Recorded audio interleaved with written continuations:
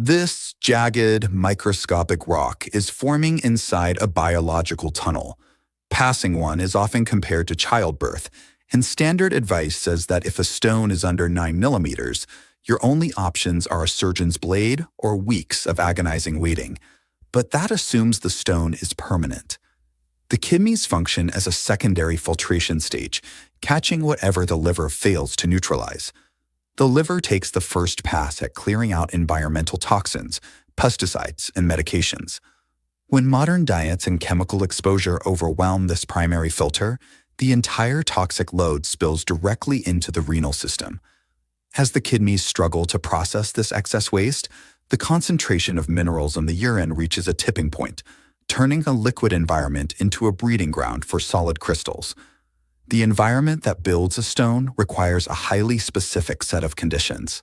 It starts with chronic dehydration, combined with the heavy use of over-the-counter painkillers like ibuprofen or aspirin, and high blood sugar levels that feed localized bacteria.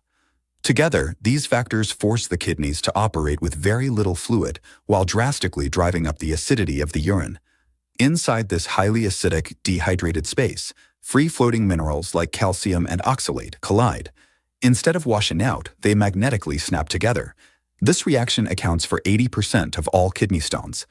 Because this crystal is the result of a specific chemical equation, altering the variables in that equation forces the crystal to physically fall apart. The immediate logical step for most people is to stop eating calcium.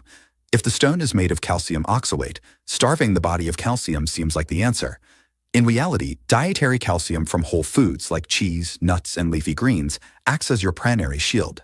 In the digestive tract, food-based calcium binds with oxalates, neutralizing them so the body safely processes them out. But concentrated calcium pills bypass the gut. The isolated calcium dumps directly into the bloodstream, collides with oxalates inside the kidney, and immediately crystallizes. The vehicle delivering the calcium dictates whether it acts as a protective shield or a building block for a stone. To ensure that calcium doesn't get lost in the bloodstream, your body relies on vitamin K2. K2 acts as a chemical routing system. It pulls stray calcium out of the soft tissues and kidneys and pushes it directly into the bones and teeth. That handles the calcium stones. The remaining 20% are primarily uric acid stones, which are driven by a hidden trigger. While heavy red meat consumption is often blamed, the true catalysts are high insulin levels and heavy doses of fructose from fruit. These sugars trigger a massive spike in systemic acidity, creating the exact toxic environment that uric acid needs to rapidly crystallize.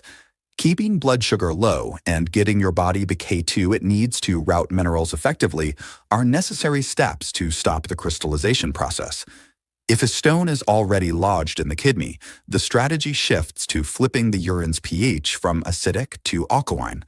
Pure lemon juice is acidic on a kitchen counter, but once digested, the minerals inside turn it into a powerful alkalizing agent for the blood and urine. The active compound doing the heavy lifting is citrate. These molecules collide with the calcium oxalate crystal, targeting and stripping away its chemical bonds piece by piece.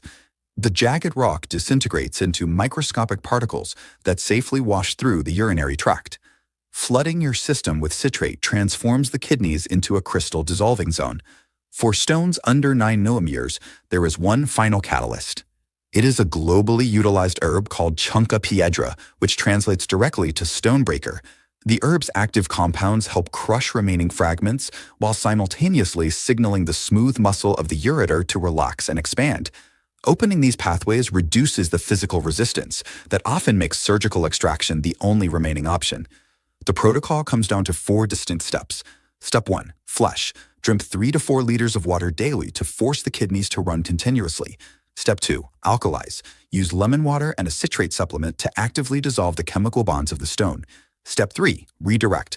Stop taking isolated calcium pills, switch strictly to dietary calcium from whole foods, and use vitamin K2 to route those minerals into your skeleton. Step 4. Extract. Utilize chunka piedra to dilate the ureter and flush the disassembled pieces entirely out of the system.